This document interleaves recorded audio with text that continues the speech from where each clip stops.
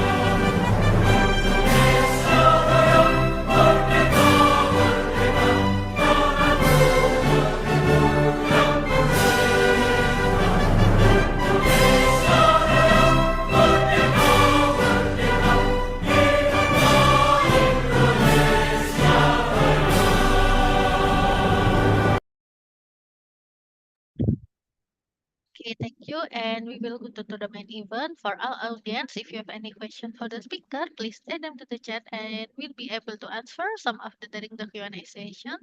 And today's session, each presenter will have about around 30 minutes for the time of presentation. Now, let's please welcome our first presenter, Miss Cherlina Helena Panjaitan from STEKOM University. The time is yours. Thank you.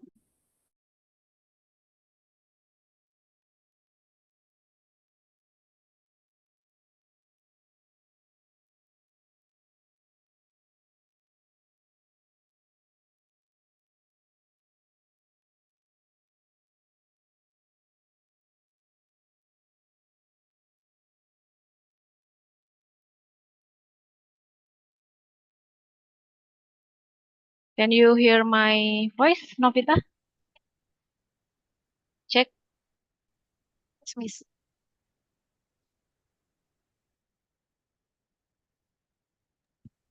Yes, Hello? Miss. Oh, okay, okay. Okay. Um,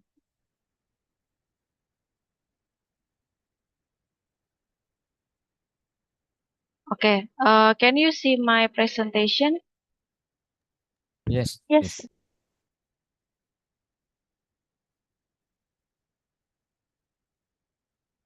Okay.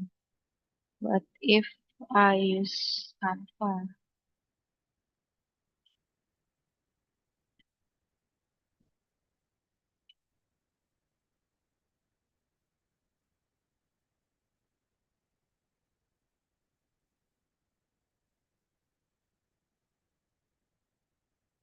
maybe I use.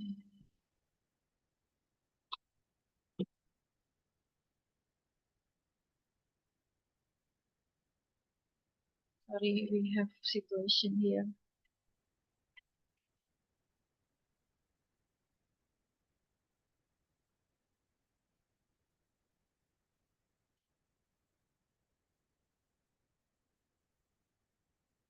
Okay. Good afternoon, everyone. Thank you for the opportunity. I can share my presentation. I can present it. My presentation about digital transformation in global markets, opportunities, and challenges. Okay. We will talk about how to explore the dynamics of digital transformation, how to explore the dynamics of digital transformation globally, and we will overview. We will see about the case studies, opportunities, challenges, and strategies, and question and answer. So, what is digital transformation? Digital transformation refers to the integrations of digital technology into various aspects of corporations, productions, uh, digital transformation refers to the integration of digital technology into various aspects of corporations production, operations, and activities. By optimizing a resource allocation and transforming existing process, digital transformation aims to enhance organizational efficiency. Uh, we can also now we can also know that digital transformation also defined as a process that aims to improve an entity by triggering significant change to its properties through combinations of information, computing, communication, and connectivity technologies. There are several aspects, several positive aspects about digital transformation that we can see here. First, digital transformation can increasing market attention. So, digital transformation can increasing market attention. Then digital transformation also can improving liquidity and liquidity and information transparency.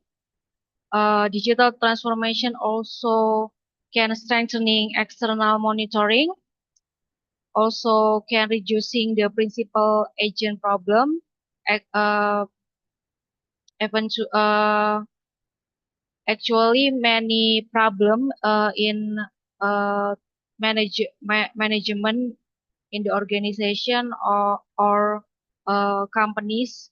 So using digital transformation can reducing the principal agent problem. Digital transformation also can improving management efficiency and encouraging technological innovation, optimizing production inputs and reducing costs, and then improving operational efficiency and profitability. And the last one, digital transformation can reducing short-term management incentives. Okay, There are several positive aspects about digital transformation. And then what is key technologies uh, that we can use in digital transformation that companies or organization can use? The development of emerging technologies represented by artificial intelligence, big data, blockchain, and cloud computing. Uh, Cloud computing has led companies to explore transformation routes to gain new competitive advantage. So we can see the case study about companies or organization that using digital transformation in their business or in their system. The first case study is the companies. The name of the companies is Bright Dairy. Bright Dairy has implemented environmentally conscious management and breeding platforms, precision feeding systems, and milk source traceability systems across their farms and co nationwide. So Black Dairy, uh, they are companies that using uh, digital transformation or using technology to improve their environmentally and to improve their system so they can gain more profit and more productivity. The second case study is e-commerce platforms and fulfillment service providers. For example, Rakuten, or in Indonesia, we have some e-commerce platform like Shopee or Tokopedia. There are e-commerce platform. They are using the spirit of digital transformation to gain more profit and take more productivity for his organization or for his company or for his store. The third case study here is manufacturing sector, where AI-powered predictive maintenance reduce machine downtime. Uh, Cloud-based ERP systems streamline in inventory management, and blockchain ensures transparent and tamper-proof supply chain tracking. These innovations collectively contribute to leaner operations and enhance competitiveness in the global market.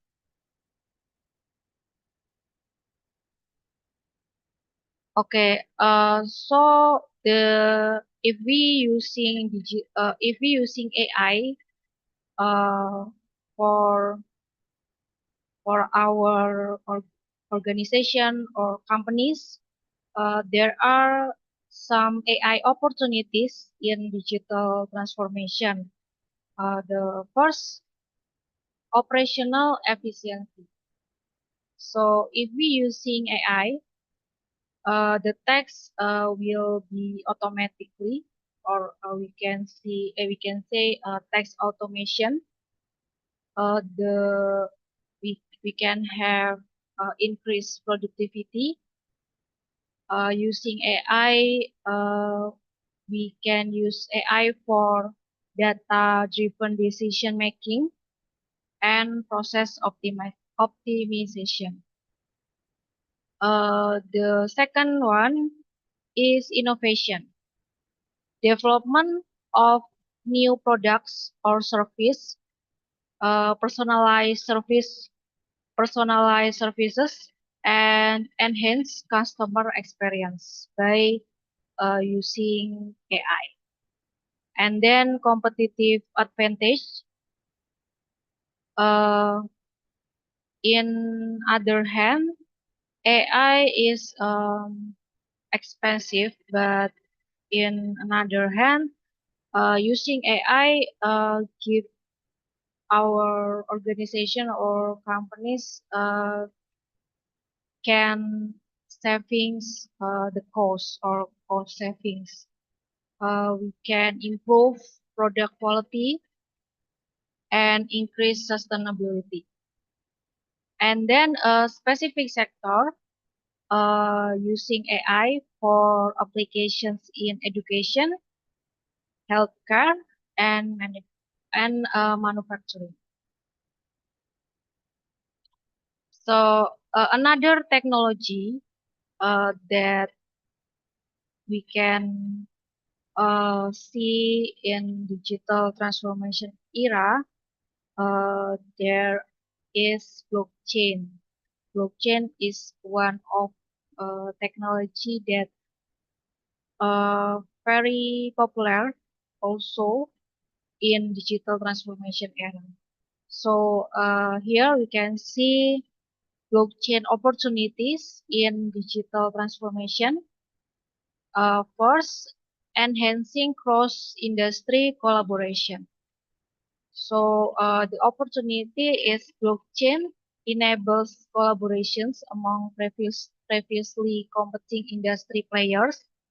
For example, banks, real estate agents, and government, by creating a transparent and secure shared ledger.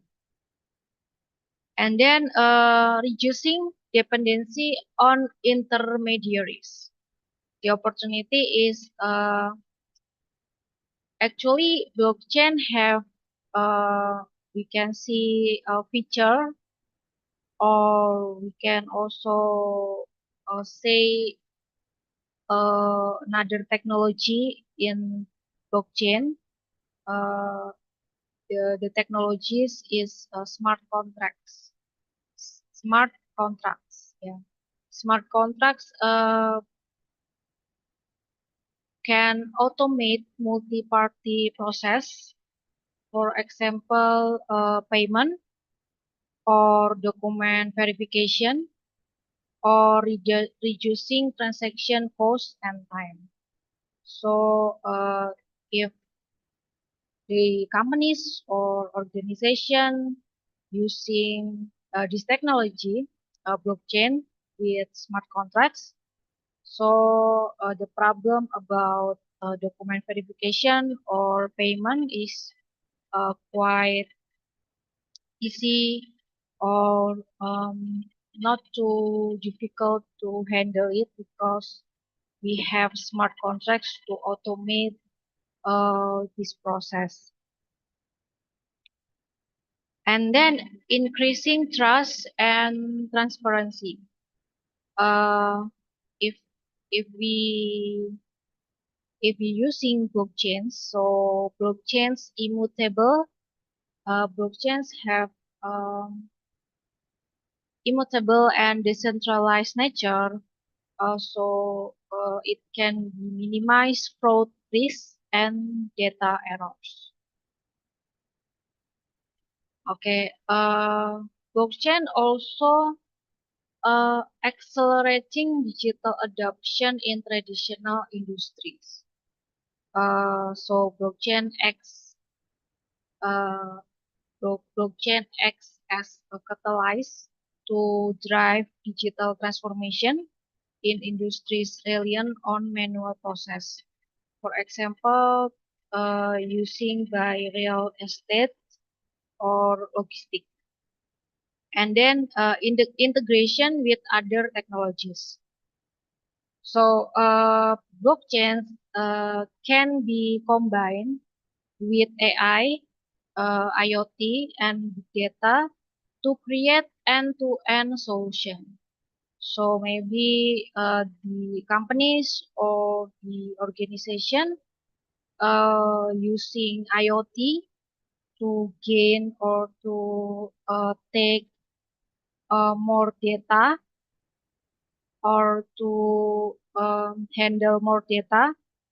Yeah, using IoT to input more data, and this is we can see a big data, and maybe we the data can be analyzed or yeah analyzed with AI, um, with prediction application or classification or maybe recommendation. So AI can be tools for analyze the data, and then for the security, we can use blockchain.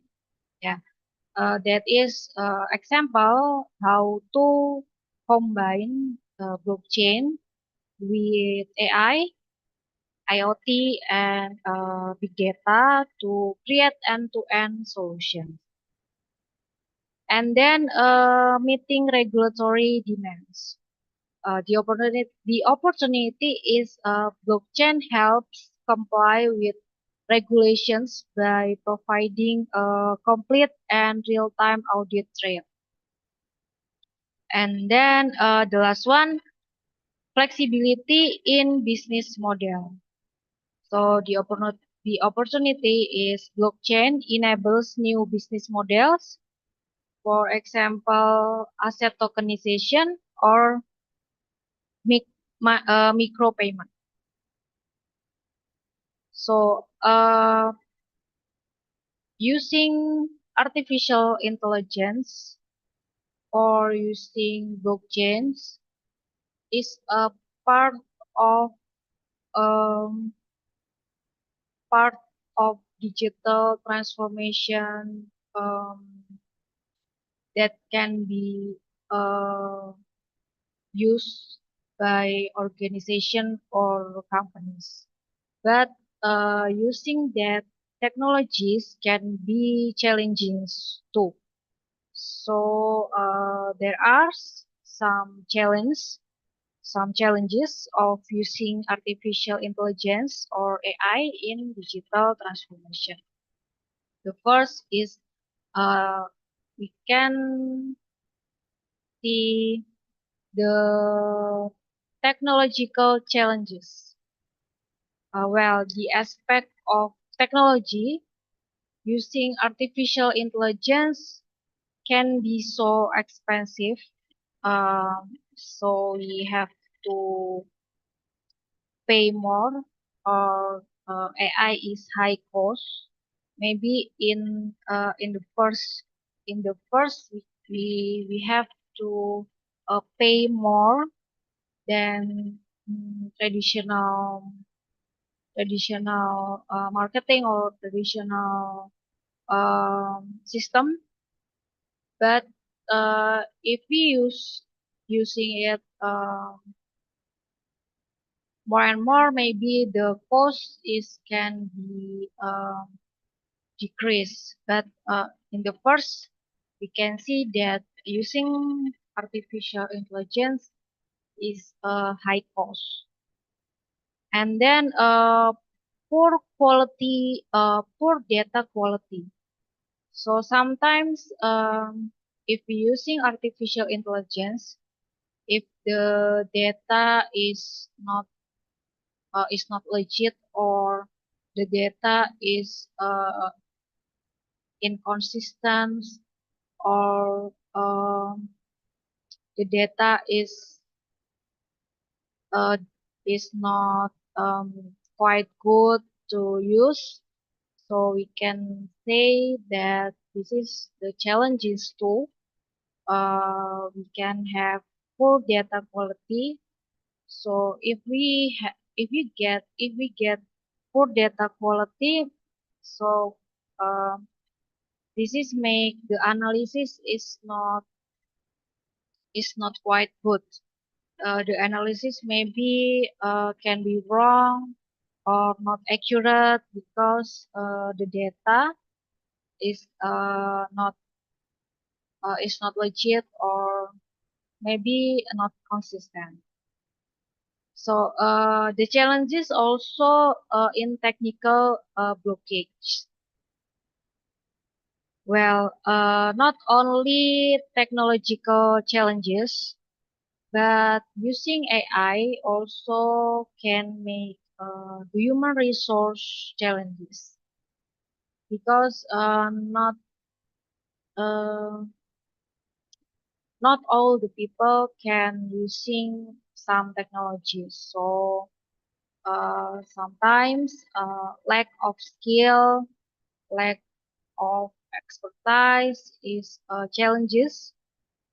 We have to train the the employee. We have to train the human resource so the skill can be upgraded.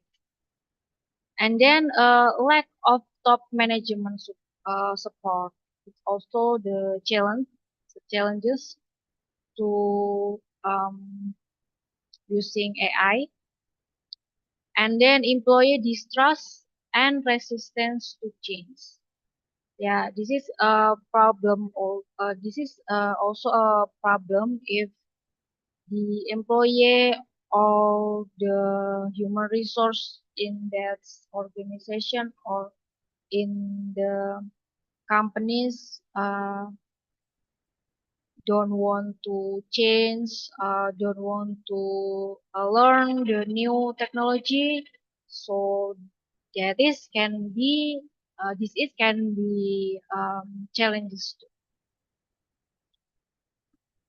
Okay, number three, ethical challenges. So in ethical aspect, AI can be some of problem. Bias in AI, maybe because the data is not consistent or the data is not legit or something wrong with the data, so we can uh, face the bias in AI. And then data privacy concern, and then transparency and explainability also can be problem, and data governance issue. And the last one is security challenges. So using AI also can be cyber can be give cyber security risks. AI can be exploited by hackers or cyber attacks such as AI power mount. This is a problem. This is a challenge using artificial intelligence in digital transformation. So, okay. So, what is um, the recommendation how to address the challenges, how to overcome the challenges? First, building a strong foundation. The foundation that I mean is human resource skill. So we can train employees in artificial intelligence literacy and data analysis, or we can collaborate with uh, university or external training programs to bridge the skill gaps. And then operational efficiency.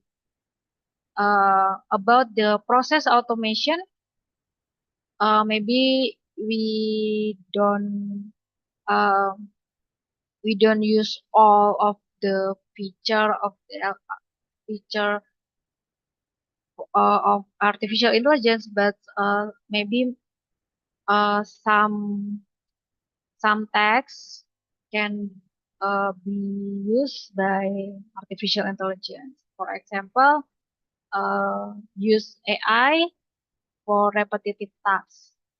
For example, customer service chatbots or document analysis.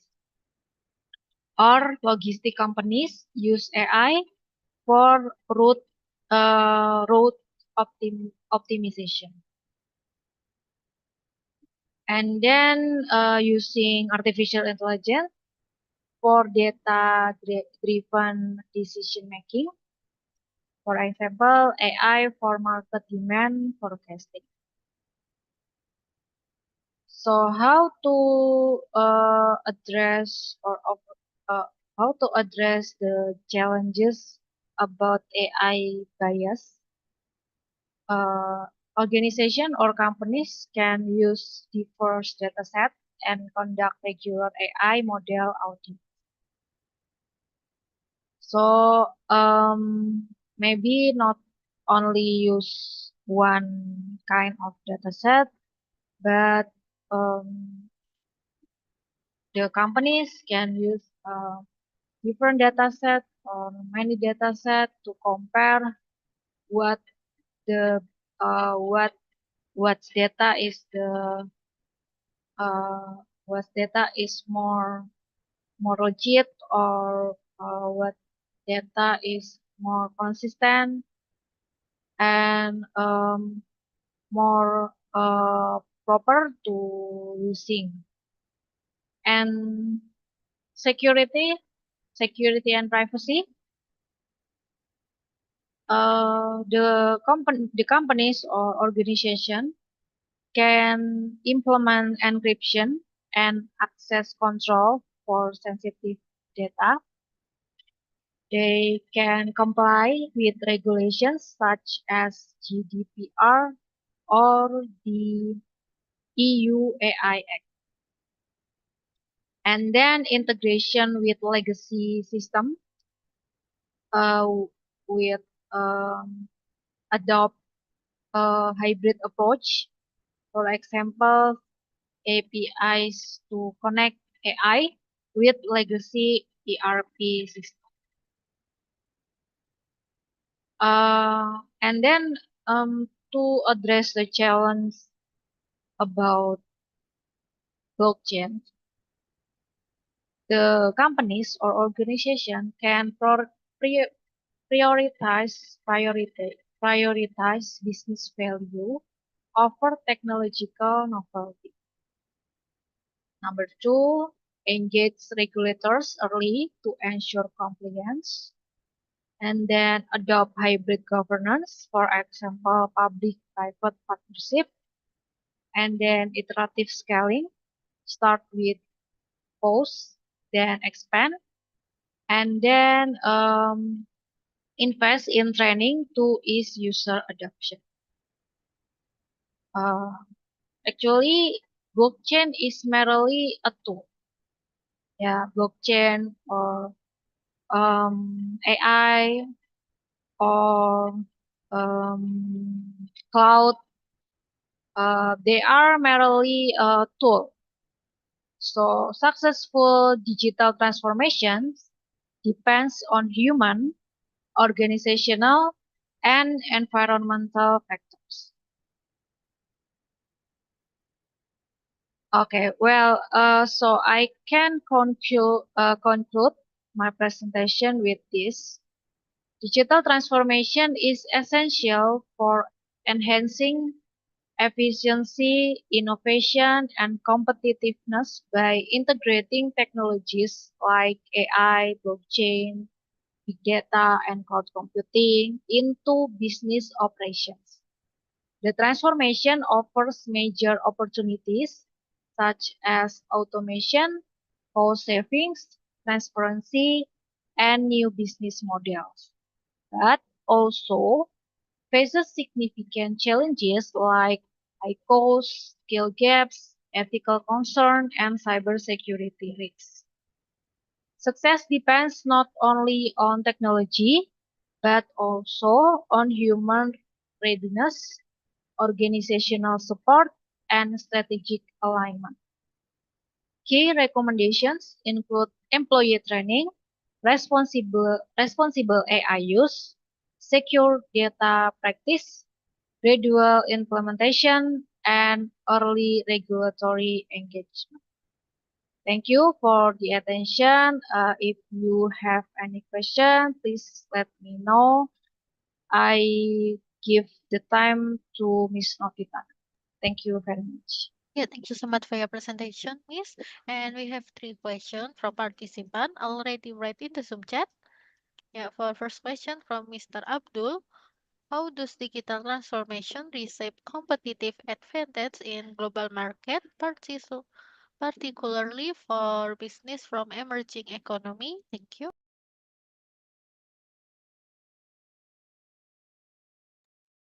Okay, the question is in chat, right? I Yes. will read first. Okay.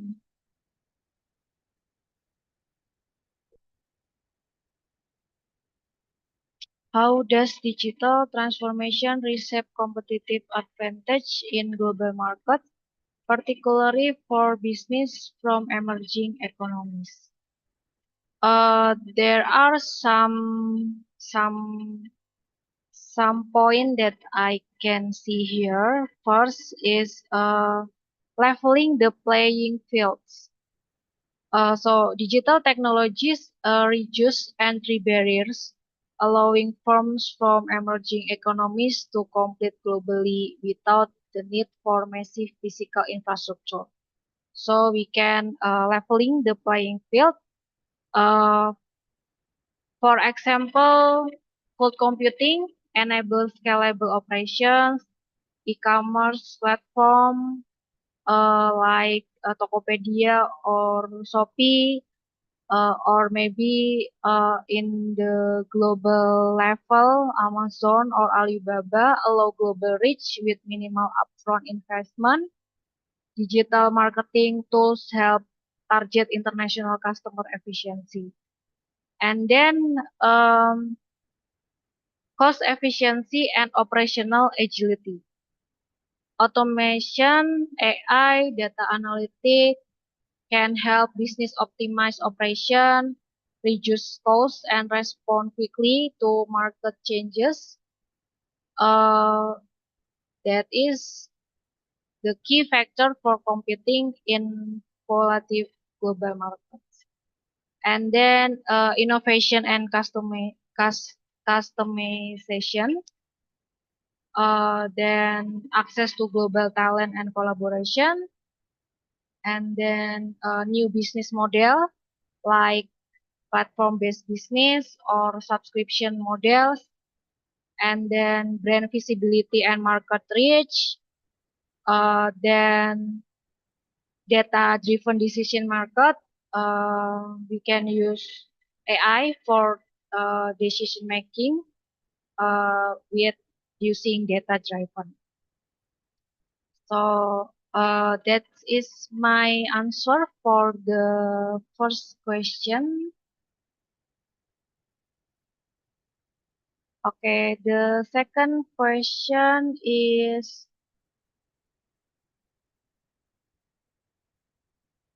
okay, what what are the key digital capabilities that companies must develop to thrive in digitally driven global trade environments? Okay, to thrive in digitally driven global trade environments, company must develop a set of key digital capabilities that enable agility, scalability, and innovation. Um, the most critical is data analytic and intelligence to collecting, analyzing, and leveraging data to drive decision. And then digital supply chain management to end-to-end visibility, for automation and responsiveness in the supply chain using maybe IoT, blockchain, and AI, and then e-commerce and digital sales channels to establishing and managing online sales platform. For example, website, marketplace, mobile apps, and then cybersecurity and data privacy to protecting system, data, and intellectual property from cyber threats. And then cloud computing and infrastructure also to leveraging scalable, flexible cloud-based system. And then digital marketing and customer engagement to using digital tools to attract, retain, and understand customer globally. And then agile and innovative culture to adopting agile methodologies and fostering a culture of continuous innovation and digital literacy. Uh, so to success in global digital trade, companies must go uh, adopting tools. They must embed digital capabilities across strategy, operations, and cultures. There are mm, many tools or many skill that companies must to train the employee or their human resource. So that's my answer to question to the second question. And then the third question from Paulina, how do technologies like cloud computing, sorry, how do technologies like cloud computing, AI, and blockchain support digital transformation across borders? Uh, Technologies like cloud computing, artificial intelligence, and blockchain are foundational to digital transformation, especially in cross-border contexts. They help companies streamline global operations. They help companies to increase transparency and compete more effectively. For example, cloud computing uh, enables to global accessibility, scalability, and collaboration. Uh, can be faster deployment of service and application, and then cost-effective IT infrastructure. The cross-border impacts are teams in different countries in the teams in different countries can collaborate in real time using shared cloud platform, and then business can scale service globally without needing physical infrastructure in each country, and then support remote workforce and multi-region customer engagement. Uh, AI or blockchain also have impact, also have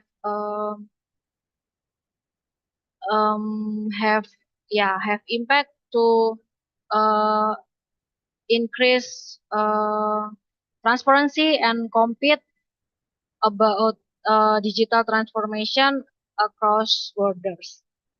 So that's all my answer. I give my time back to Miss Novita. Thank you, Miss Novita.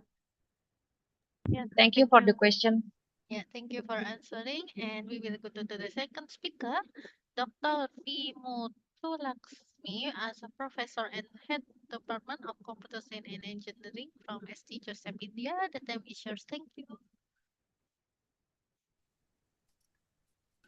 Good afternoon, ma'am.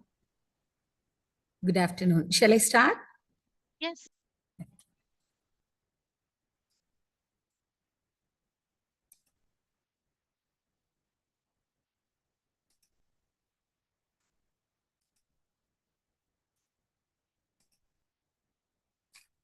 Screen is visible, ma'am? Yes, ma'am. Yeah. Shall I proceed? Right. Good morning. Digital transformation in the global market. Already, ma'am, she has given what is digital transformation. So let me go on directly to the topic. So the first diagram, the left-hand side, it shows the digitization and digitalization. We all know conversion of physical objects to digital form is digitization, and digitalization is nothing but we are going to use the broader digital technologies to transform industries, markets, and companies and societies of individuals. So, for example, we can take we are managing the workflows, automate tasks, and analyze a large volume of data for the decisions, right? And we'll move on to the next slide. Right. So now this diagram, it shows the digital transformation, So the innovative strategy is nothing but the digital technologies that require an organization to adopt the new strategies. So this strategy that sets the foundation or transformation, So the implementation of the strategy that will be initiating the systematic transformation process within the organization.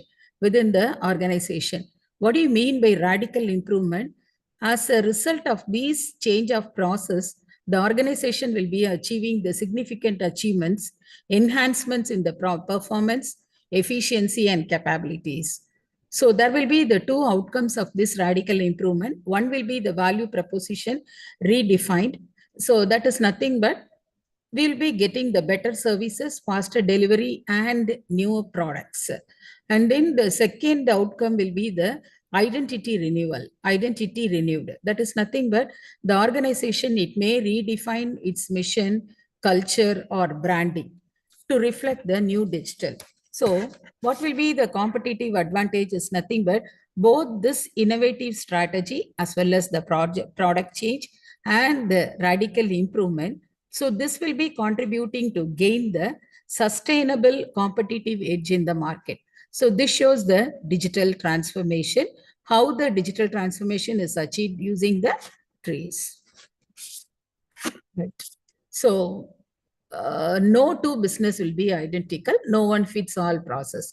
So the company's approach, it may depend upon their own needs, their goals, and their structure.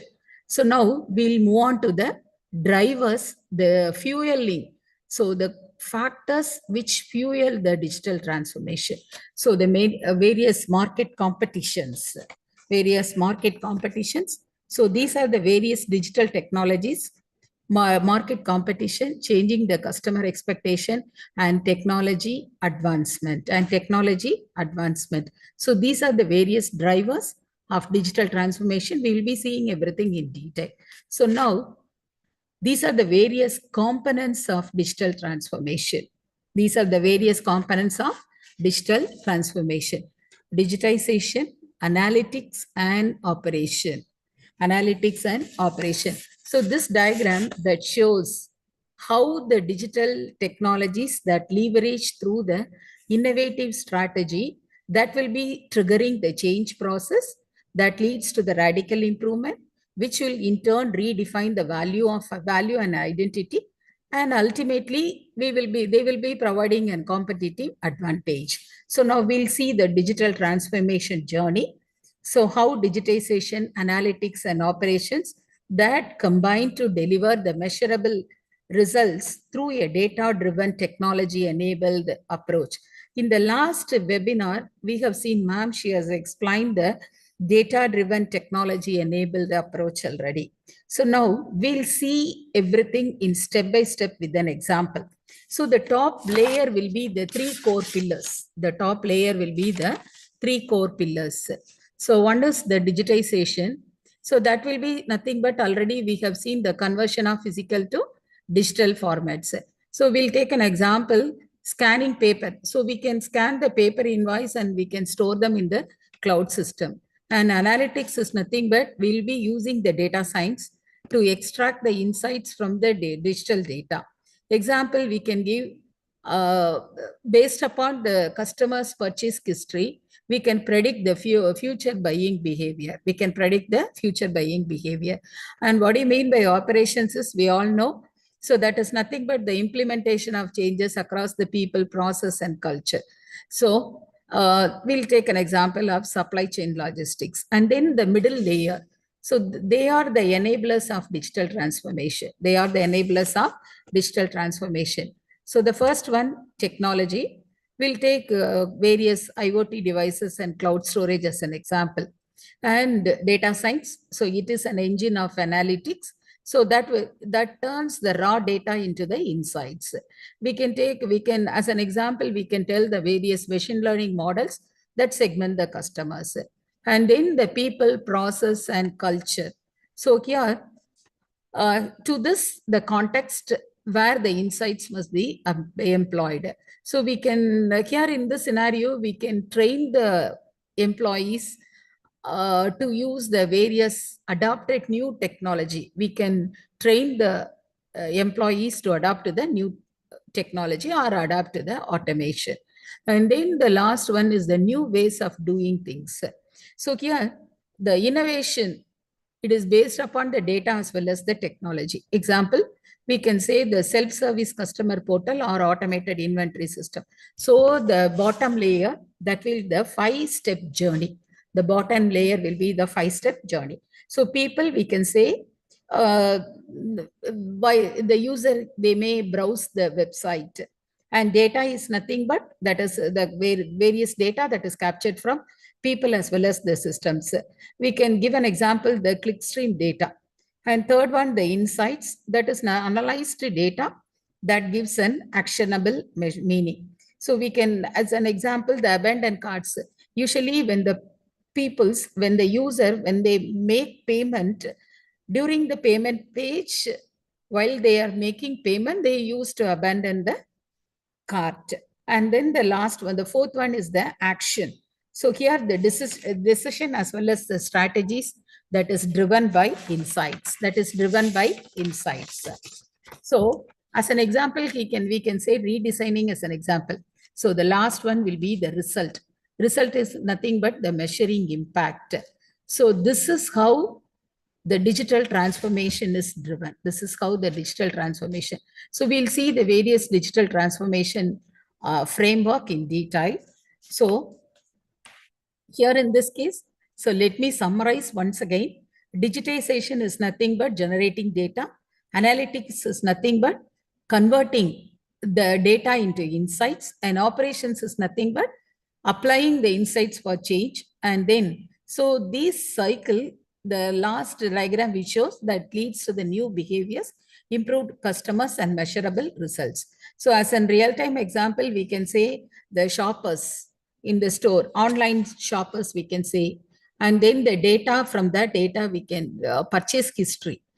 Using their purchase history, we can predict the future buying. And then the insights is nothing but, here in this case, the discounts. We'll take as an example, discount. And action is nothing but flash sales. Flash sales. On Friday, they will be having the flash sales. At noons, they will be having the flash sales. We'll take an example. So as a result, what will happen? 30% increase or 40% increase will be in the daily sales.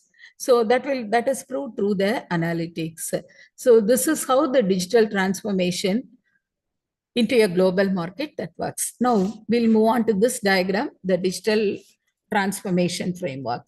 So this diagram that illustrates the digital transformation process, it shows how digitalization, by using the various digital technologies, how that translates the organizational inputs into the valuable outcomes and performance improves. So we'll go through the 3 main components.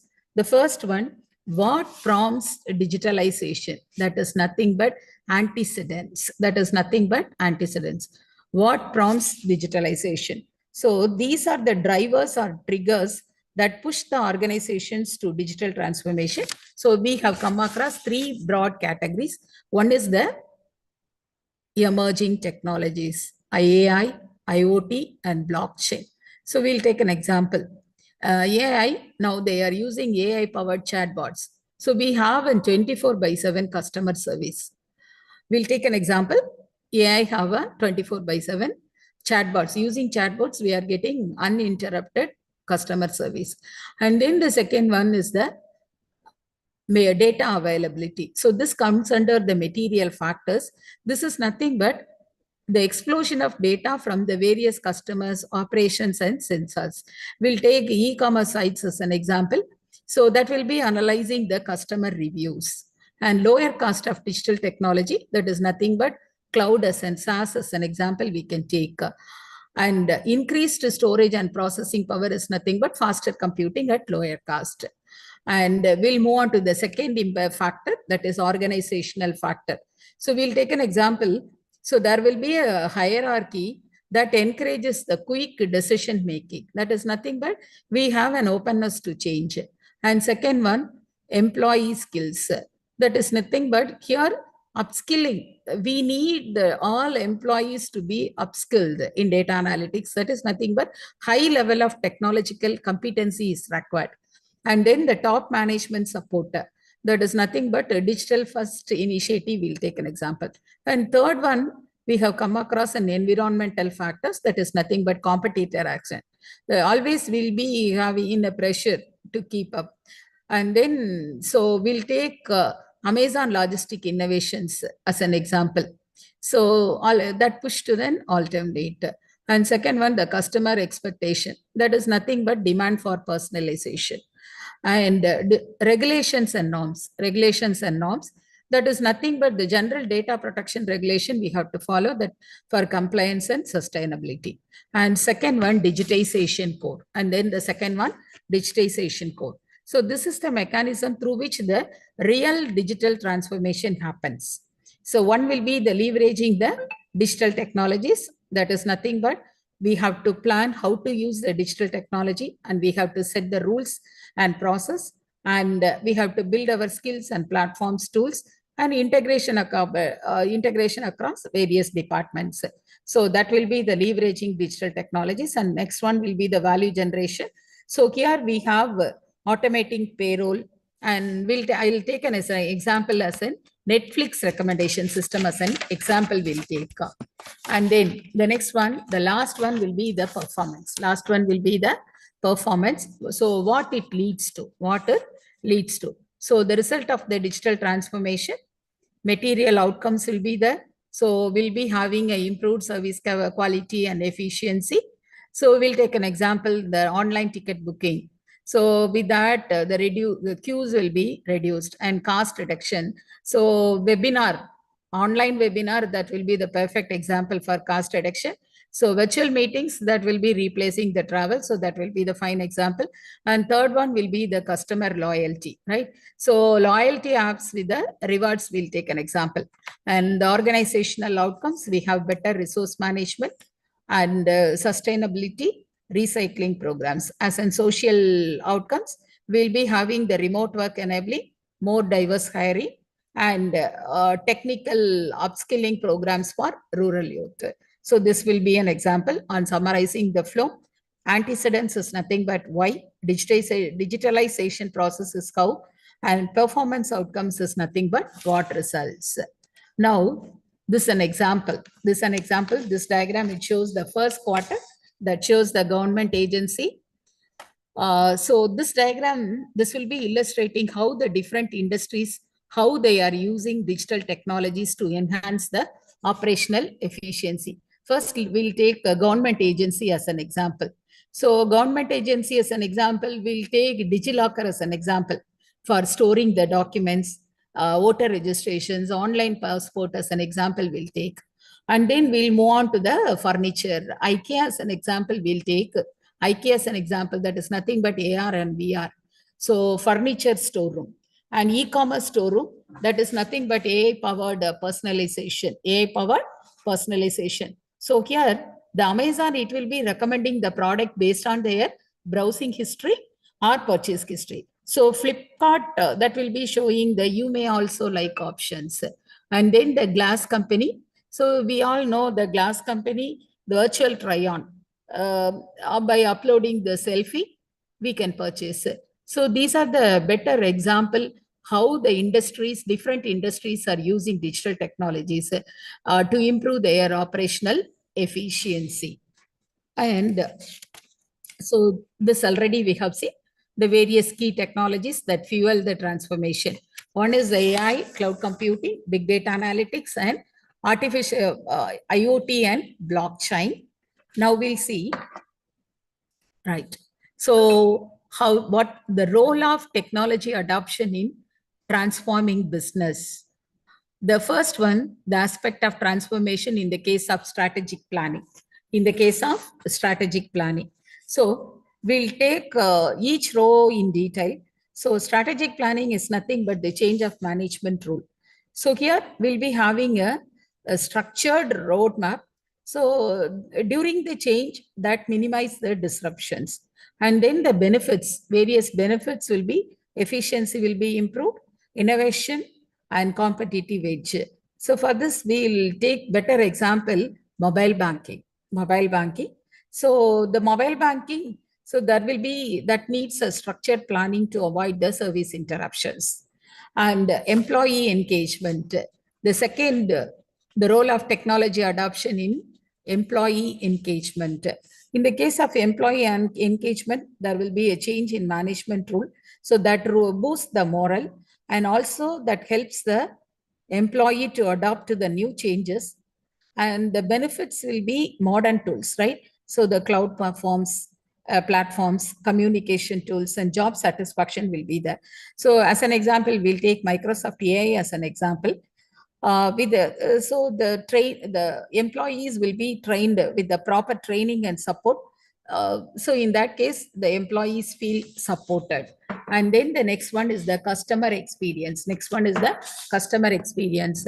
So in the case of customer experience, we can take e-commerce as an example. And then the last one is an operational efficiency, a manufacturing unit, so that deploy the IoT devices. So that changeover improve the efficiency without any delay. So this overall diagram that shows the successful digital transformation that require both technology adoption and effective change management. So this technology that brings the tools and performance, change management that ensures people and process that adapt effectively. So yes, final slide. This is the digital transformation in the global market, the various opportunities and challenges. This diagram, it shows the various opportunities and challenges. So the opportunities will be innovation and growth and market reach, and the challenges will be the various security risk and legacy systems. Now let us see the various opportunities in the global market. So the first one will be the global reach. So the earlier diagram that shows the global digital transformation. So here, that indicates the worldwide impact of the digital transformation. It shows how technology is shaping opportunities, and also it is introducing the critical challenges. Now we'll see the various opportunities in details. We'll see the various opportunities in details. So the first opportunity will be the global reach and market expansion. So let me take as an example the Shopify. So the Shopify that enable even the small business. Now already I have an online store, physical store that runs quite good.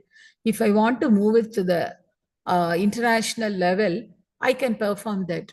So to reach the global level and if I want to expand the market, so that will be the opportunities in the global market, right? And so here, new business models, product development, automation, so that drive the rapid innovation and growth. So using the various technologies, AI, IoT, and cloud technology, that will be fostering the new startups and revitalizing the existing business.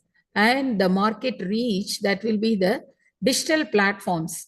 So to access the global customer easily and quickly, we use that e-commerce, digital marketing, remote services. So even the small companies that sell their goods worldwide, and the various challenges and then the various challenges. Challenges, security risk is a challenge. Security risk is a challenge. So before that, we'll move on to the next one. New technology, adapting to the new technology. Suppose when a company, when it is moving from the Microsoft Office to the cloud-based office, so if the employees, they resist to change, if they don't know the unfamiliar with the Microsoft, the new adaptation. So what we can do is we can conduct workshop, feedback sessions, and to we have to manage the transition smooth. So that's a main example. And then the next one, the challenge is skill gap. And then the skill gap, that is nothing but even with the modern tools, the workforce, they cannot fully exploit them due to the lack of skills. So in that case, what strategy we can follow is we can provide them certifications, and we can ask them to undergo the training, hands-on sessions, and various courses. So as an example, we can give AI adoption in healthcare, we can give. So if an hospital, if it is introducing AI-based diagnostic tools, but the doctors and technicians, if they don't know how to use the data effectively, so the targeted training and the partners with AI vendors, diagnostics accuracy, if we give them more training, then the speed and accuracy will be improved. And then the complex technology integration. So here in this case, we have we'll take as example all FMCG companies, fast moving consumer goods company, ITC and Nestle, we can take an example. So they are having a new ERP system.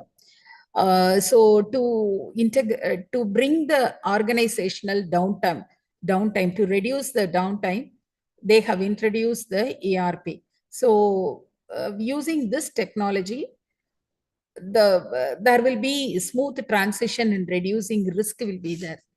And then compliance barrier, cultural resistance to challenge. So these are the various challenges: organizational resistance, skill gap, and complex technology integration. So we'll take an example, Starbucks as an example. So in the Starbucks as an example, we all know it is a coffee shop. So here we'll be having the mobile order and then the pay future. So the outcome will be sales will be high and the improved customer satisfaction. And IKEA, that is nothing but AR/VR store. So with that, we can improve the online sales and then the reduced product return. And then the next one is the shoe Nike. And next example, Domino's Pizza as an example. So finally, the strategic recommendations, that is nothing but aligning the digital strategy with the business goals. So that will be ensuring the digital initiatives that support overall objectives, and invest in the talent and training. So we have to equip employees with the necessary digital skills, and we have to prioritize the cyber security. That's the foremost one. Security measures we have to take to protect the data and foster a digital culture. Encourage the innovation and adaptability within an organization. So this is the strategic planning for effective digital transformation. Stakeholder engagement. So we have to, the main objective is we have to maintain the transparency to build the advocacy, and the application feedback loops and stakeholder retrospectives. And the second one is the cost management. And third one is the process management and resilience building. So, so unlocking the opportunities for new revenue systems, AI-driven analytics, IoT integration, automation and robotics, and cloud computing. So with the help of that, we can get the new revenue opportunity. So smart product ecosystems, efficiency as a service, and platform as a service. And then the benefit, the cost savings, scalability, flexibility will be that. So the conclusion, digital transformation that offers a pathway to growth, innovation, and competitive advantage in the global market. However, the organization, it must address the key challenges, especially the cybersecurity, regulation, and workforce development to realize its full potential. Thank you. If you have any questions, you can raise.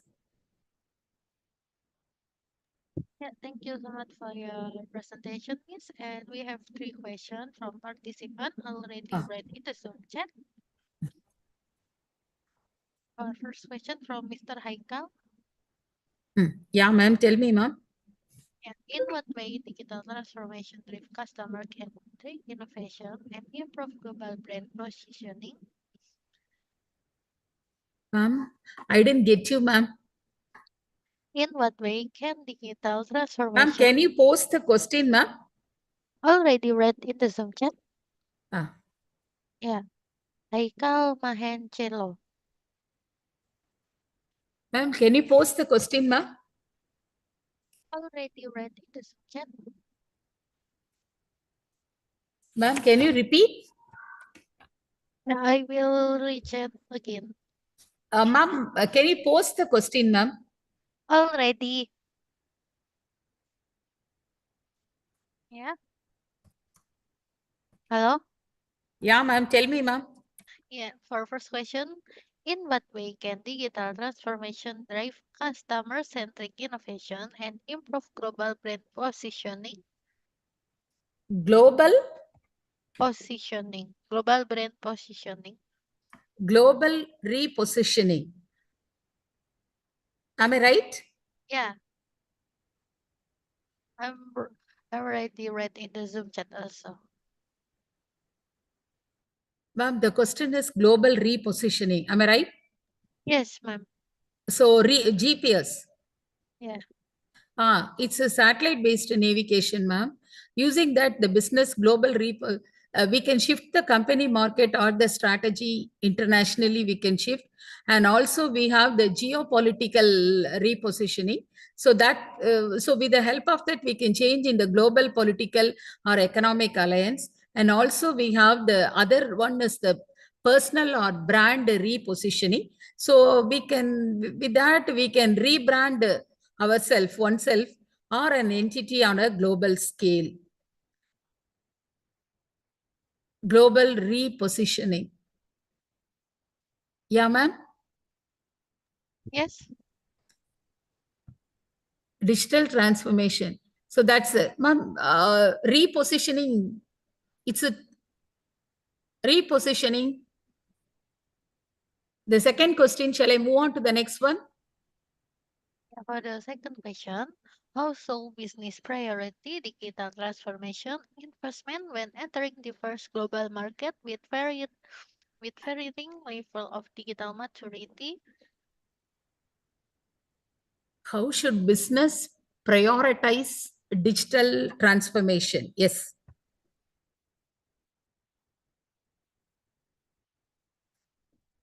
Prioritize. Prioritize digital transformation investment.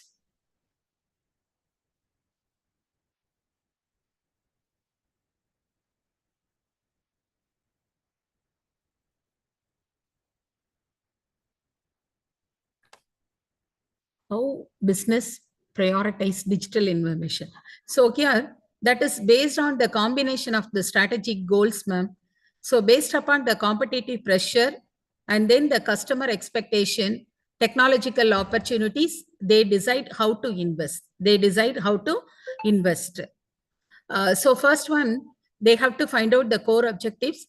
So the investment, they depend upon their growth, their efficiency, customer satisfaction, sustainability. So with the help of that, the project, suppose the project that will be giving the unique edge in the market based upon the priority. And then suppose if the business they are investing in analytics or AI, so they have to understand and respond to the customer behavior, and that should be a good returns and measurable value. So scalability should be there, and they have to consider the cyber security and data protection as an example. And then they should be ready. The companies, they should assess whether they have an IT infrastructure to support the transformation. And then they have to find out AI, they have to apply AI, IoT, blockchain, edge computing, how that influence the company invest.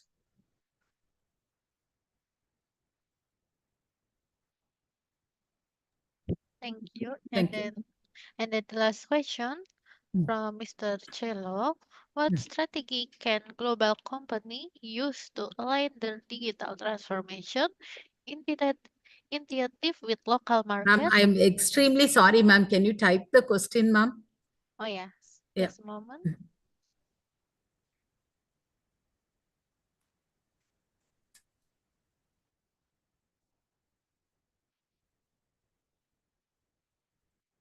Alrighty, ma'am. Yeah, ma'am. Strategies.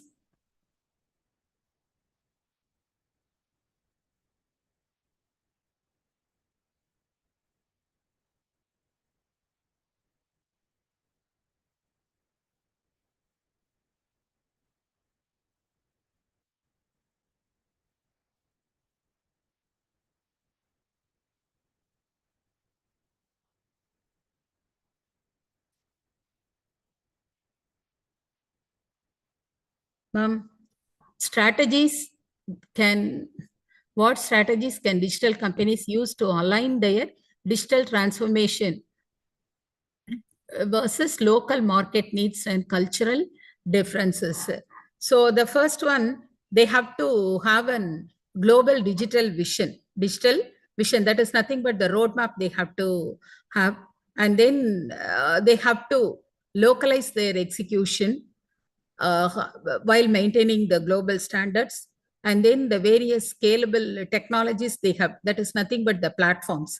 So they have to use API driven architecture to support the development as well as the customization. And here that is nothing but AI and BI tools, machine learning, BI, business intelligence tools, how to drive the real-time insights. And they have to empower the digital talent globally.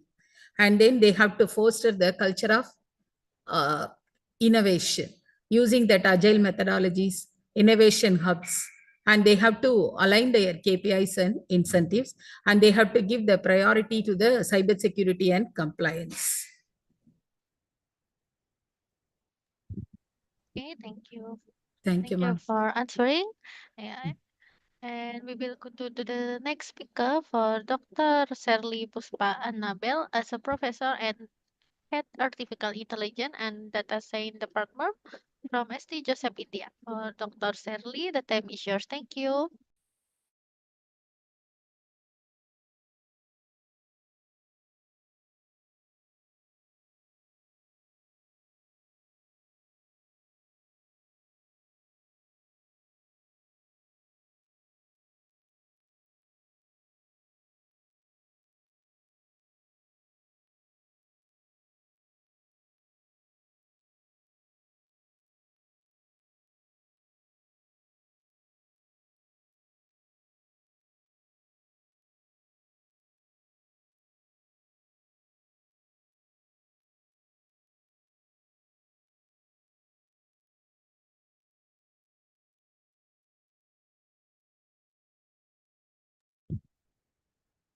Hello, ma'am. Hello.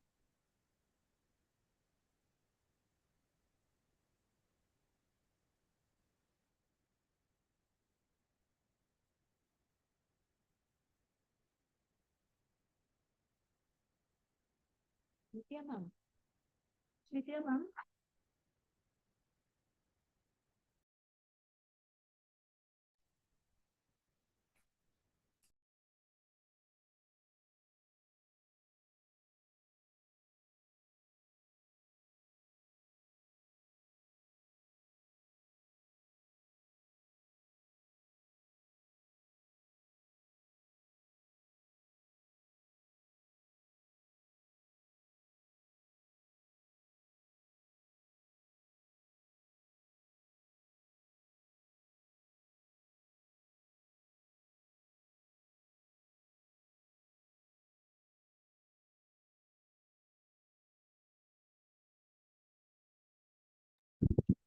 Dr. Sherly.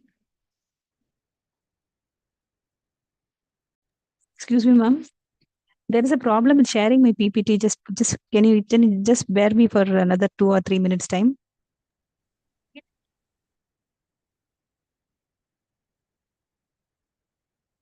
இதுல பார்க்கணுமா?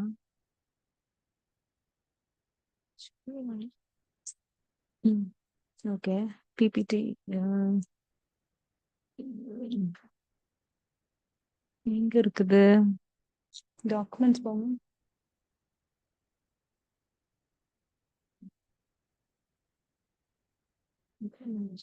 டெஸ்க்டாப்ல வச்சிருக்கோங்க. எங்க போய் பார்த்தோம் இல்லையா? ஷேர்ல ஷேர்ல தான் பண்றோம்.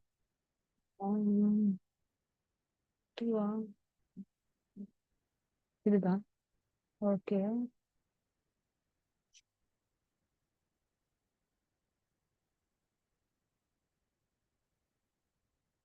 Share ஆகுதா? Okay. Good evening. Can you hear me? Can you hear me, ma'am? Yes, ma'am. Okay. So I am Dr. Sherly Puspha. I would like to give a lecture about Gen AI and future of global trade. I belong to Department of ADS, St.Joseph's College of Engineering. So I just want to speak about the recent technology called Gen AI and the impact of Gen AI in global trade. Now, before we get into this Gen AI, let me talk about the evolution phase of the industry. During the year between the years 1900 and 1960, it was considered as the age of manufacturing, where lots of manufacturing was done during that period. And after 1960 to 1990, it was the age of distribution. And from 1990 to 2010, it was just an age of information where process data was there in the picture. And from 2010 to 2020, it was the age of customer. And after that, it was the age of data. Now, okay, so before we get into this kind of Gen AI, I just want to, what is the need for this? It is actually, we are dealing with data because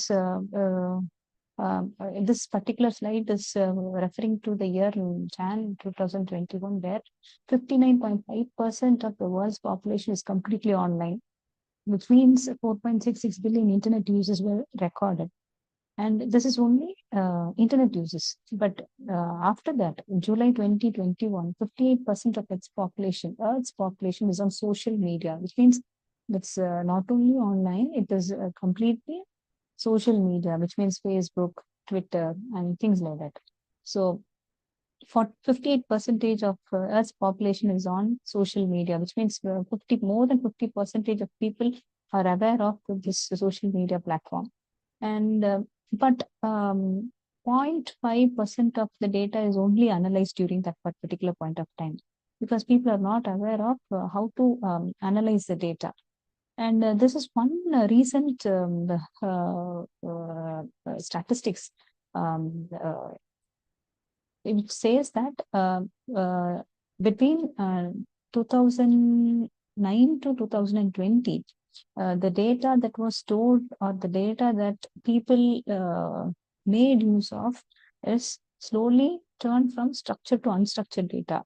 In the sense, structured data is like you have a structure and you follow a structure, but there is in unstructured data, the difference between structured and unstructured data is like all text data will come under structured data, whereas unstructured data, all images, videos, or audios will come under unstructured data. So people started making use of or deal with those kind of data starting from 2009. But you can see there is a vast variation, which is nearly about 90% of increase over a period of 2 years. Between 2019 and 20, you can see 90% of the data in the world was generated during those periods. If you can imagine, if you can see 2020 itself, these the amount of data has been used, which means you imagine right now the condition of as of now. And as for this is a general statistic, like nearly YouTube users upload 72 hours of new video within a minute in a day. And Google receives nearly 40 lakhs of search queries within a minute per day. And Facebook uses makes use of nearly 24 lakhs and 60,000 pieces of content within a minute in a day. And WhatsApp users share nearly 3 lakhs 47,220 photos within a day. And you can see the Twitter users also tweet nearly 2 lakhs 77,000 times per day. So these are the data current. This is what the statistics of the data. And before we go into that, let's see the different types of data. The data can be categorized into nearly 4 types: structured, semi-structured, quasi-structured, and unstructured. Structured, like structured data, you follow a structure or you have a defined data model and you have a format. All the text data will come under the structured data. In case of semi-structured, um, it is partly structured. We can have the spreadsheets, Excel files, XML files, all will come into that kind of data. Quasi-structured is like you can edit the data. The data will be erratic in nature, but you can make use of some tools to edit the data. And unstructured data, the data that we are right now dealing is unstructured data, where you do not follow any text documents or textual information, where instead we will have messages, you will deal with videos and stuff. Okay, so apart from this kind of categories, that there is yet another category of data: categorical data and numerical data. Categorical data means these data are the values or the variables for the values for this particular variable will be categorized only into two: yes or no. Say for example, marital status will be either married or unmarried. So that's yes or no. Political party, whether that person belongs to a particular party or if it doesn't belong to another particular party. So it will be either yes or no kind of questions. So all this data will be called as a categorical data, and numerical data will have different values for the data. This particular numerical data will be categorized into two: discrete and continuous. Discrete will have a constant value for it. Like if you have 2 children, then the number of children will be a numerical data. Whereas in case of continuous data, you have a continuous value for a particular variable. Say for example, my weight will be 10 kg probably today, and probably it may increase another 10.2 kilograms by the end of this day, or by tomorrow, or by within a week. So my value may vary from one to another. So that is called as continuous value. So continuous, when you have a value for a continuous variable, then that particular variable will be called as continuous variable. So put together is the data categorization. Now let's see, what are we going to do with this data? Why do I need to know about this data? Why am I so interested in knowing about this data? Because whatever the data or whatever the data that you see right now, either in social media or in Facebook or in Twitter or anywhere you can see YouTube videos. Everything is a matter of data. Everybody is posting like anything every day. So there should be something or somebody to handle this data, analyze the data, and store the data and process the data and predict something out of the data. And what are we going to do with this data? So there are so much of questions. So there comes something to be called as the recent technologies like AI, ML, DL, Gen AI, and things like that. So before we go on to these technologies, basically these technologies makes use of understanding the data and come out with a solution. So our human brain will more or less will mimic how a computer will assess the data, or my computer, I will make the computer to mimic like how my brain will act. So if suppose I'm having an untrained brain with me, what will I do? I will get the input from the user, and I will try to find out the output for the particular inputs. If suppose I see two things with me. Say for example, one side I have an apple, another side I have an orange with me. So what will I do when I see an apple and an orange, I will come to definitely know that when I see this color, this kind of shape, that is an apple, this kind of shape and color, that is an orange. So that is input will be given, that output will also be given, and my brain will be made to train be based on the features that I give. So an untrained brain will be made to train by making use of the things that you see, or you hear, uh, or you do. Okay. So after a brain is trained, whenever the input comes, whenever I see an apple in my hand or in anybody's hand, I will come to know that this is what the apple is. So a brain is trained in such a way that whenever I see any input of that kind, it will come out with a solution. So that is what we are going to see. That is what our artificial intelligence is going to make use of. So it is going to mimic the human brain, and it will try to create intelligent machine that work or react like a human brain. So whatever the human thinks, the same thing the machines will be doing. So that is the vague or the entire AI technology. And machine learning is a subset of AI where this basically makes use of some algorithms to gain knowledge from the data in order to make some predictions, right? So AI is a very big area where NLP, computer visions, all this will come into picture. But going into a detailed portion is machine learning, where it is a subfield of AI, where you will have so many algorithms with you, and these algorithms will gain knowledge from the data that you provide, and that will make predictions based on the algorithms that we give. This is machine learning. If suppose assume that f of x is a function, it is a function, or you assume that it is a brain, or it's a model, it's a mathematical model, which is right now given some input and output. So you will give an input and output, and this model will be trained or will be written in such a way that whenever the input in this input and this output comes, it will come out, or it will learn the features that is given to itself, and it will come out with a model. And whenever the model, once the model is trained, whenever the input comes, to the model, the output will be predicted based on the input that you give. So the main thing is there should be minimal difference between the predicted output and the actual output. There should not be much deviation between the predicted and the actual outputs. So these are some of the things that the machine learning will do. So traditional programming, we will have data and program, and those things will be given to the computer, and the computer will take output. Whereas in machine learning, you give the data and you give the input and the output, and the computer will be trained, or a model will be trained.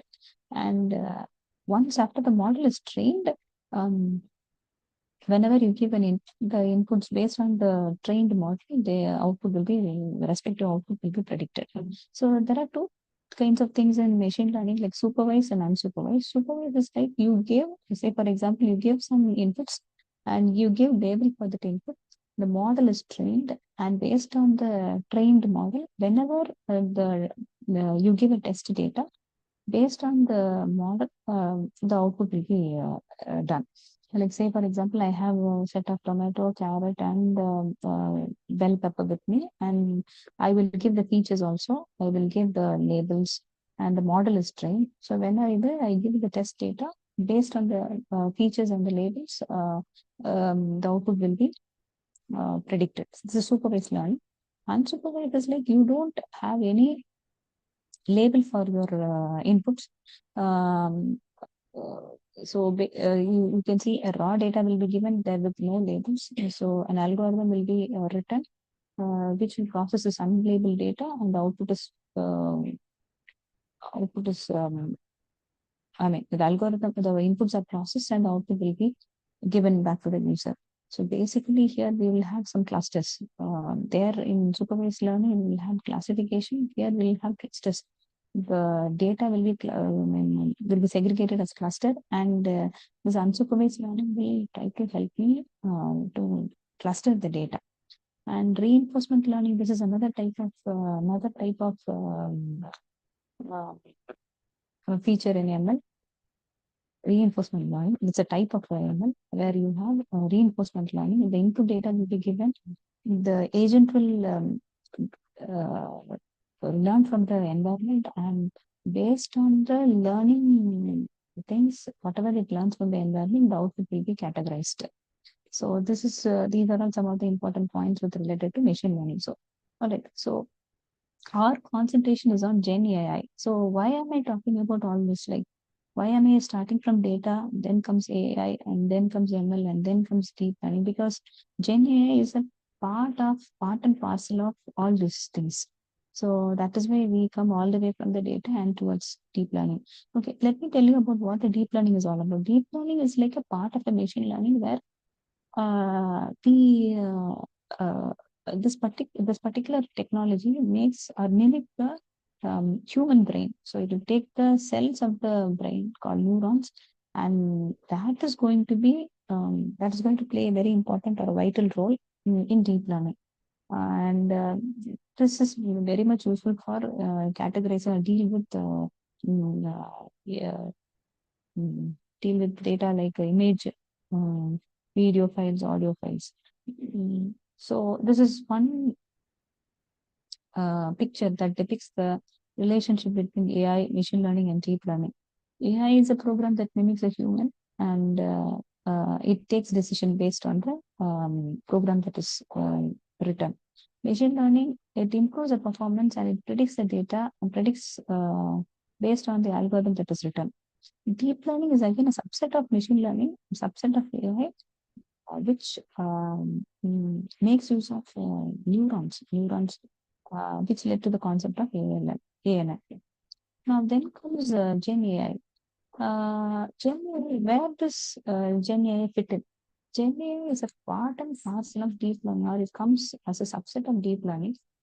So far, machine learning helps us to categorize or predict data. Deep learning helps us to categorize or predict image or audio. Whereas Gen AI will try to create or generate new data. Okay, so far we haven't generate or create new data. We are in the process of predicting or cluster or classifying data, whereas Gen AI will try to create a new form of data. So, but the problem here is um, uh, the problem here in deep learning is like it consumes lots of more huge volume of data, and takes much amount of time. Whereas in case of Gen AI, it will create some content on its own based on the inputs that you give. And these inputs and the outputs will be more novel, and it is very creative output. So that is why it is called as generative AI. It generates new or it creates novel outputs based on the inputs that you give. And LLM is another part of Gen AI. The LLM stands for large language model. It is another subset of Gen AI, which focus on generating and understanding human language. It understands human language. Like you can say, for example, ChatGPT, Gemini. So all this are large language models, and these are some of the model helps to understand the human language and creates new outputs in a more creative and a novel things. So this is all about Gen AI. So basically, generative AI. Gen AI is nothing but called as generative AI. It refers to AI systems that create content called text, images, in code, whatever you ask. Say, for example, you want to use give some data to your Gen AI tool, or that will tell you and ask whether which one is better, or you try to ask something, or you just ask the technique to create a or suggest some output based on the input that you give. It will definitely give. or anything that you ask, it will be created spontaneously and it will be given to you. So that is called as Gen AI. So basically, it also makes use of algorithms, particularly neural networks. That is why we need to know about, in order to proceed with Gen AI, you should have sound knowledge in deep learning, which makes use of ANN, CNN, things like that. Because we are going to deal with images and not with text. Of course, we are going to deal with text, but images, code, music. So we have video fields, audio fields, image together. So definitely we are in need of deep learning, which is again a subset of AI. So everything go hand in hand. And you can make this Gen AI to create new content of how to write stories. You can make Gen AI to draw pictures of how you think, or you can make the Gen AI to compose music, or you can make the Gen AI to think whatever you feel like writing or telling or some or mm, anything that you feel like doing can be done with the help of Gen AI. So this is one important feature of Gen AI. And it also does one more thing, like it learns from the existing data and it produce some creative output out of it. Okay. Mm, so where are we making use of this AI? Suppose when you type Google and you in Google and all, if you type this data, immediately it'll go in search of mm, some. It take this data as a keyword and it'll automatically search based on the keyword that you give. So based on the frequently accessed data, immediately the data will be thrown to you with all some list of drop-down content. Mm, and based on the keywords that is given by the search engines, it is very easy for you to scroll down and you can take whatever that you feel like doing. So this is basically one such application of AI. And of course, in healthcare, if you have a wearable device data, the device will acquire some data from the device and it will get processed or it will be transferred to the server.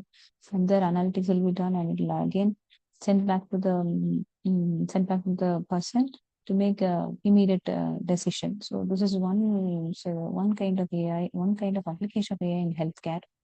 And of course, in finance, if if suppose if a person, a loan manager, he wants to know whether a person has to be given with a loan or not. So he can do it based on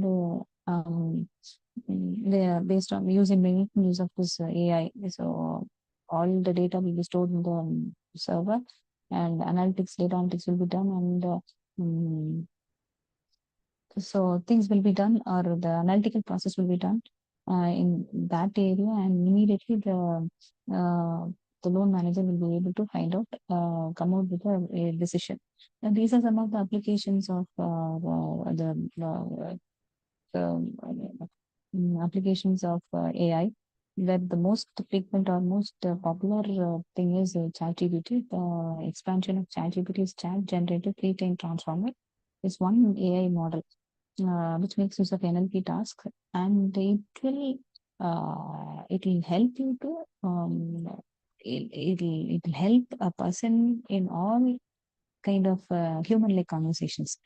All right. So one such application of Gen AI is the it's is usage in trade. It's usage in global trade. So this is the point where we are trying to focus on. We've started from data. We slowly moved on to AI, and then subfield of AI, and then deep learning, and then Gen AI, and then applications of Gen AI. The main important and the foremost and the first and the foremost application of Gen AI is trade.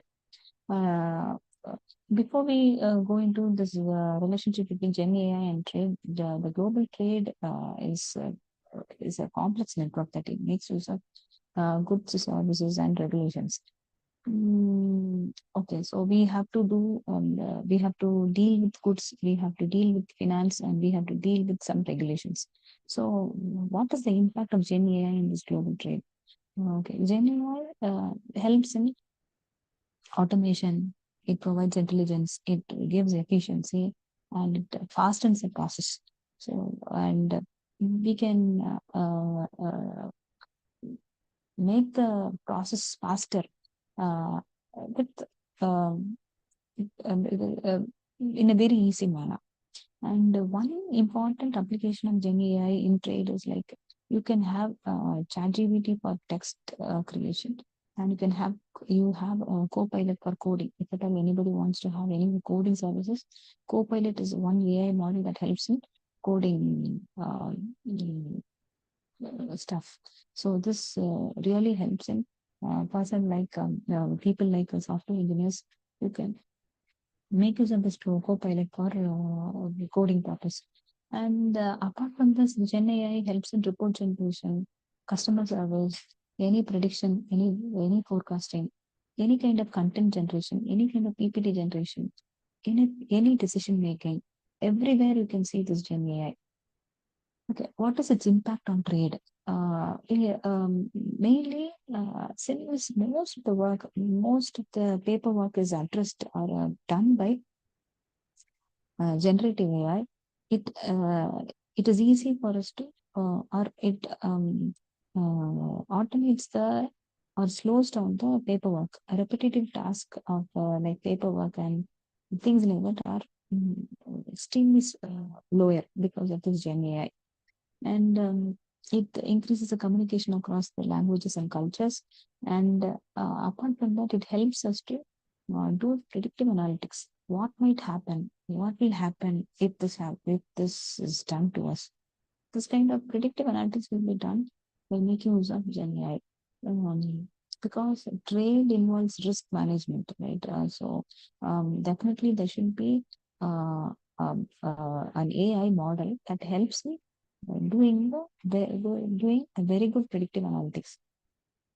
Okay, in what are the areas apart from this Gen AI helps? Of course, Gen AI predicts the disruptions in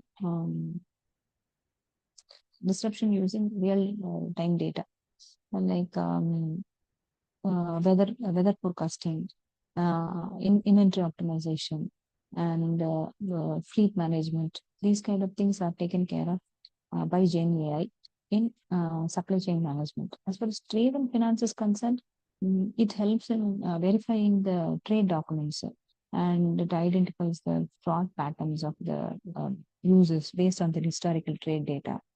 And apart from this cross-border e-commerce, you can see that AI personalizes shopping experiences between international customers. And of course, multilingual chatbots are available because when we talk about international customers, definitely there should be multilingual chatbots to help the international customers, which is addressed by this Gen AI. And what are the opportunities that we have with Gen AI?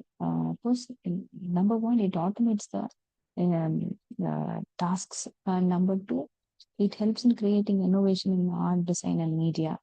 And it also helps in education, healthcare, and retail. And it accelerates the scientific research and product development. So these are some of the opportunities that we have with generative AI. And it also helps in uh, custom documentation, and it reduces lots of manual errors because when we type we end up with errors, or when we deal manually sometimes we end up with errors. But when we automate, if we follow a rule book and the things will be done based on the rule book. So since it is automated, it definitely the process is getting fastened. And it also helps in intelligent forecasting. And we have enhanced trade strategy through predictive analytics. And it also aids in dynamic pricing and global sourcing optimization. What are the opportunities that we have where by making use of this Gen AI? We have AI chatbots, which helps in customer support. So whenever we do online business, there are some chatbots which are very much helpful to helpful in for people to finalize. And that's one thing. And AI AI-assisted coding and software development are some of the opportunities, and it also helps in decision making via predictive insights. And for social benefits, Gen AI are applicable for students. Students will be able to make use of this Gen AI or AI model as their AI tutors. It nullifies the involvement of the teachers, and AI tutors are available, and with sound knowledge and education. That's one thing. Another thing is like in case of medical industry or a disease can be diagnosed in a very early stage, and you can prescribe medicines in a very personalized way. And apart from that, communication barriers are rectified because of this language translation using AI model. And content creators are empowered in developing countries. Developed countries, they need not bother about content creators, or rather, in developing countries, of course, we have to empower the creators, which is done by Gen AI. And these are some of the advantages of using Gen AI in trading and other areas. But there are some challenges also. We have data sensitive and privacy challenge, where these data are very sensitive data, which has to be handled very in a very equipped way, so that if it is not handled properly, we will end up in chaos. That's one important challenge when we make use of Gen AI. And so we need to practice a secure AI data practices for bridging this gap. And another important challenge is like we don't have any international standards for this AI in trade. So that is one important drawback of this regulation, this Gen AI. And we have to have AI trade governance for global cooperation with regard to trade. So, and some of the risk employment and skills are like, since everything is automated, using this Gen AI, people will lose their jobs, which will lead to some trouble in economy. That's one thing. And since everything is automated and everything is AI kind of thing, we need to educate people in terms of AI. So AI literacy and digital skills, these are some of the areas where people has to be sounded. And there is a need to upskill, of course. That's what I've told. And apart from that, there are some other challenges, like as I've told you before, data privacy. This is one important thing that we have to keep in mind. And there is no standard. There is no standard for AI in trade. That is one thing, which is not prescribed as of now. And the other thing is security and ethical concerns are this Gen AI may be used in phishing, fraud, or cyber attacks. So that is one important ethical concern, because nobody will take the responsibility if something happens in an automated kind of thing. If suppose the manual interventions are there, definitely we can say that something is wrong because of this. But since it's an automated one, we will not be, nobody will be taking responsibility of it. So that is one important thing that we have to keep in mind. And so far we have narrated what a data is, what is the impact of data in the current scenario, and why do we need to be so much concerned about data, and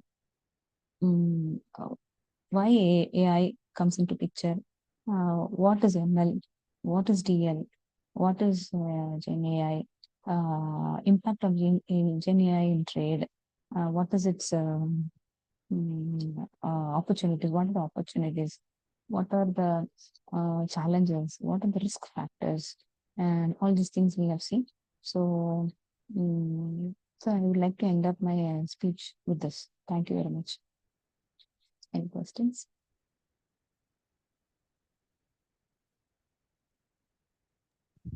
Yeah, thank you so much for your presentation, Miss.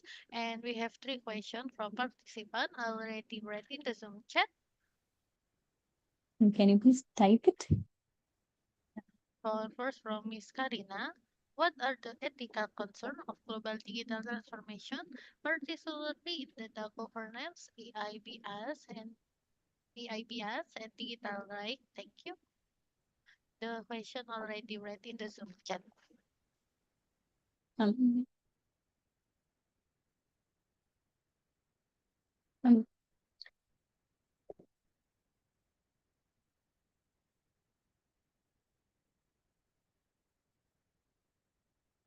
okay. What are the risks of over reliance of technology in global business, especially during geopolitical and economic disruptions? Okay. So that's what I've told you. When we rely very much on our technology, Gen AI technology, uh, there may be some economical disruptions, like mm, people may see, because it is automated, we cannot expect that everything will go in line. We may end up with some kind of money loss because or business loss because of over relying on this technology. If suppose it is not trained properly, if this model is not trained properly, because this model is basically running on the inputs that you give. Whatever the inputs that you give, this model will be trained based on the inputs that you give. So if it is not trained properly, or if the model is not trained, model is basically working on the data that you give. So in turn, if your inputs are given to the model properly, then definitely the outputs will also be erratic only. So, so over relying on this technology will definitely cause some kind of economic disruptions. Yes. Thank you. And then the second question, what are the risks of over-reliance on technology in global business operation, especially during geopolitical or economic disruption? Thank you. Okay, so that was a question which I have asked, which I have answered. But what are the ethical concerns of global digital transformation, particularly in AI governance, AI bias, and digital rights? Uh, so that was a question which I have answered right now, ma'am.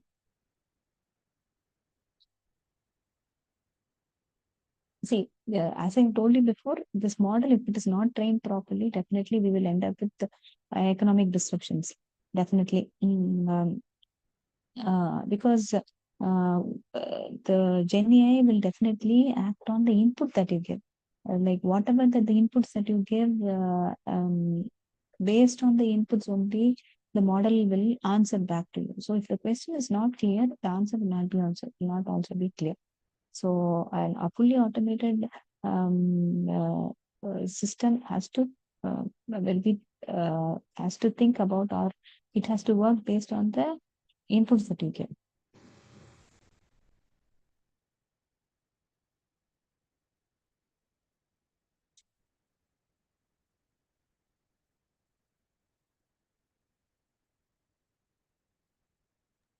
Thank you. And then the last question, what are the main barriers to implementing digital transformation in developing countries that aim to to compete in global market? Okay. Number one, first of all, when we try to transform analog or a traditional model into a digital model, the developing countries may not be sound enough to handle this transformation in terms of literacy. Many will be the threat. So you have to first educate your people up to the mark to or equip them in order to understand what's AI is all about. Or at least you should have, or economically you should be sound. First of all, they should be literate. Number two, the countries have to be economically sound. Only then they can make use of these gadgets to make use of this. So that is one thing. So these are the two important barriers that normally uh, uh, faced by any country when we transform to a digital marketing. Number one, people should be literate. Number two, the country should be economically sound. Okay, thank you. I guess no one else asking again, Miss. Yeah. Okay, For our thank you very much. participant, please open your camera. I will take a picture on the count of three. Okay, one, two, three. Okay, another one. One, two, three. Thank you for your cooperation. Finally, we come to the end of this webinar today. We would like to thank you for our speaker for the wonderful information and sharing your knowledge. We hope this information will be beneficial for all participants. At least we hope to have more collaboration in the future. The webinar for today and here. We hope to see you soon. Thank you and have a nice day and goodbye. Thank you very much.